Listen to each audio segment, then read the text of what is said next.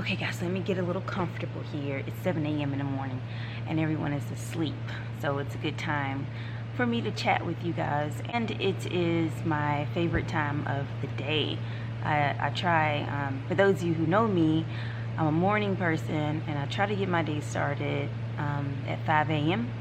That has changed since COVID-19, since everyone is in the house and everyone's schedule has changed. So I've been waking up a little later than I would like.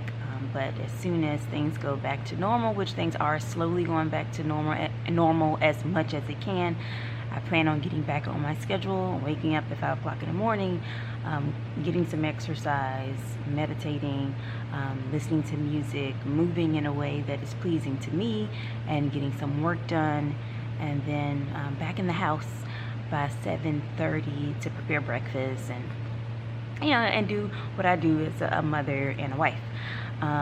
So about 2 weeks ago, we decided to begin interviewing people for the position at Green Bean. And, so I did a phone interview first and then a face-to-face interview. So we were very fortunate to get many talented applicants who have experience working in cafes and experience working within hospitality. And one of the biggest ways for your cafe not to do well is customer service. So when I was interviewing people, I talked to them a lot about customer service and how who you are outside of work, it translates to who you are while you're on the job. So when I was interviewing, I did a lot of listening versus like talking. You know, after I explained the company and the position and our mission and who I am and what some of my expectations are, you know, I wanted to hear a lot. I wanted to hear from them. And once a person begins to talk and you're listening, they will tell you what's important to them. And that was my goal in our first cycle of interviews. We're still continuing the interview process. I haven't filled both positions. I have filled one. So another thing that we've been tackling over the last 2 weeks is finishing our build out. Our contractor worked very hard over the last 2 weeks to finalize things so we can move forward on tackling what's next. So I am super proud of J&J construction. I have some footage of us finalizing all of the finishing touches on our build out. I'm going to share the footage with you guys in the following days. I have footage of our countertops that I'm going to share with you separate from getting all of our appliances in our kitchen, and then a separate video about getting all of our furniture in there. So I'll be sharing it in 3 separate parts. So it'll be 3 videos, 3 different days, but I want you guys to check it out. Green Bean's build out is complete. Checkbox, check. So the next thing that we are checking off of our list, which I am literally checking things off of a list. So when I first had the idea to start the cafe, I purchased 2 journals, okay? And my first journal, hold one moment. Okay. So I wanted to run and get the journal so you guys could see. This is the very first one. Okay. You see the drawing, you see the squiggly lines? Yeah, that's my son, okay? So that's the very first journal. And I'm going to show you guys the date on the journal. The journal is not arranged in a specific way. The only specification I had for my journal was that I wanted the date on each page because I wanted to know, I wanted to be able to reflect back on things in a chronological order. So 1203, December the 3rd, was the very first time or the very first day I began journaling about Green Bean. At that time, I don't believe I had a name. but eventually we came up with the name. So now I'm on my second journal, which looks like this. You see those water stains? That's because Mike just poured a cup of water over my journal just last week. Very upset about the structure here. I just jot down everything. I just jot down all my thoughts as it relates to green bean.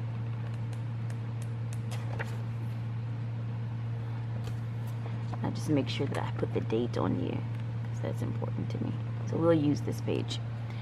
So, see, I just put the date and then I begin writing. So I think this day, which is January 19th, I was a bit frustrated. So I was trying to encourage myself with words of wisdom. Like here I wrote, don't dwell on a problem without action. I think at this stage I was waiting to get my contract for my lease. It was taking more time than I had expected. And so as I was sitting and just waiting every day, one day passed, 2 days passed, a whole month passed, and nothing was happening, I had to tell myself, don't sit and dwell on a problem without taking action. So the action that I took is I went out and I looked for another lease, okay?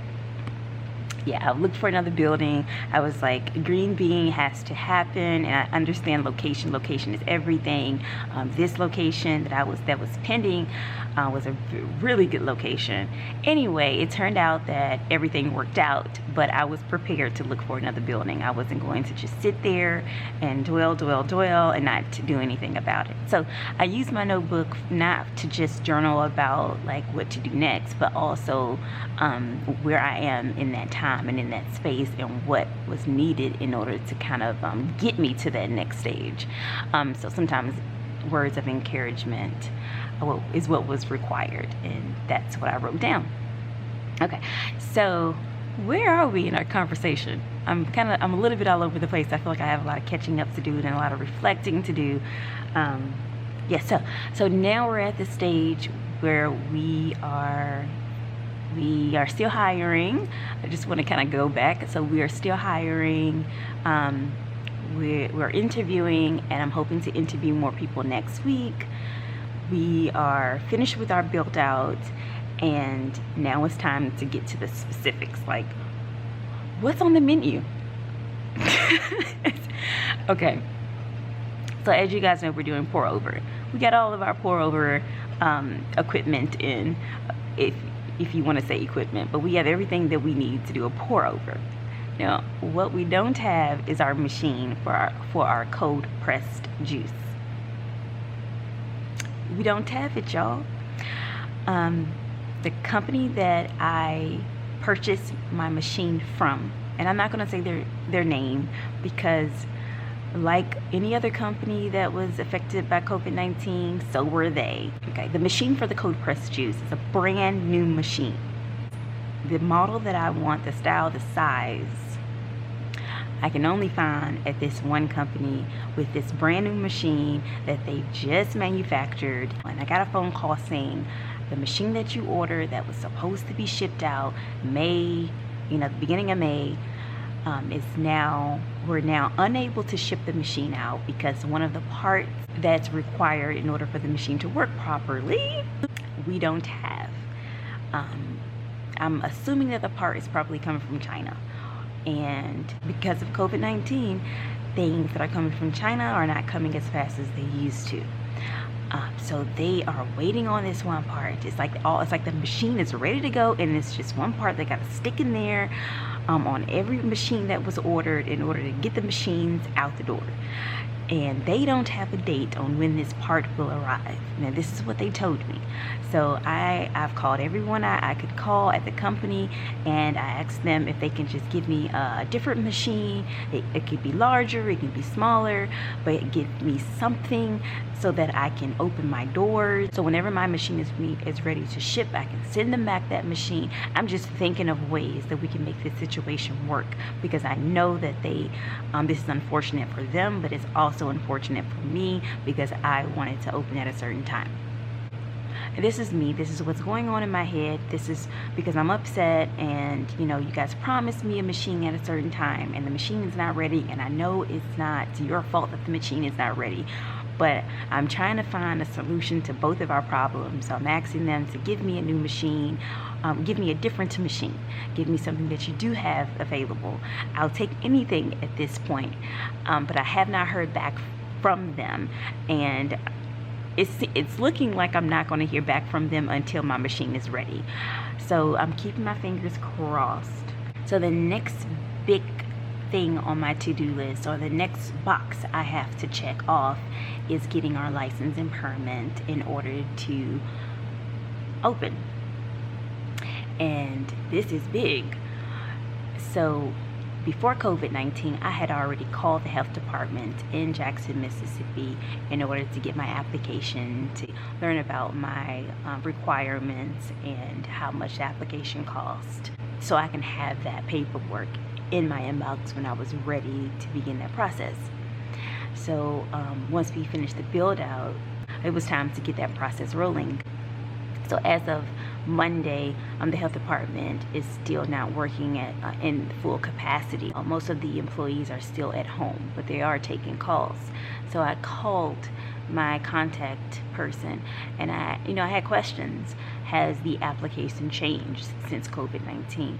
Are there more requirements in order for me to get my license added to the application?